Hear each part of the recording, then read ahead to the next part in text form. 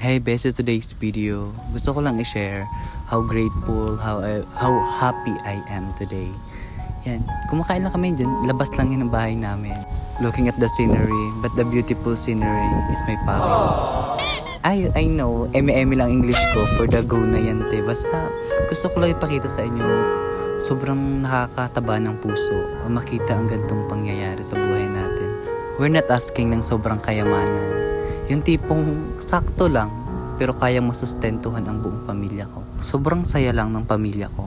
Kasi alam ko, at alam din nila, sobrang nahihirapan kami sa sitwasyon namin ngayon.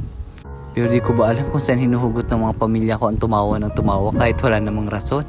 Alam ko na maraming burdens ang nakapatong sa amin ngayon.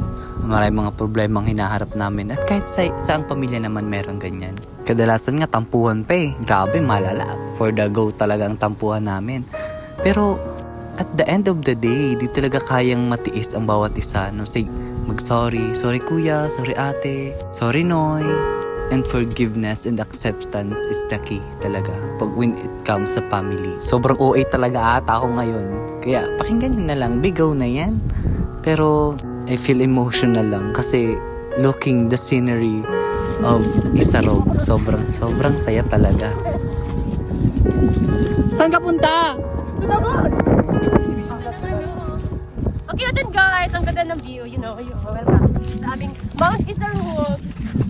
Ayun, wala. Makaka-categorize ba tayong parahapon pag hindi natin alam? Ayun so, ang dakulao na yun sa gilid. Ayun sa gilid, ayun. Ibo nga, nakulawan na yun sa ibo. Iyo, layas ba ganit? Ayun, di pa! Pwede na rin. Iyo. Diba? Kahit simpleng bagay lang, like kagaya ng bayabas na yan. Sobrang saya na namin yan. Experience. Sobrang nostalgic, Sobrang napaka-random lang talaga ng kasiyahan ng pamilya ko. Like makita mo lang isang bagay na napaka-simpleng bagay lang pero napapatawa na talaga kami. Alam ko na every family mayroong pinagdadaanan ng mga problema. Pero sana tibayan lang natin. Katulad ng Isarog. Tignan mo naman, ang ganda. Yan guys, dun habal nyo, baka maubos ka mga aki. Kainutan kami. Ang sarap maging bata ulit.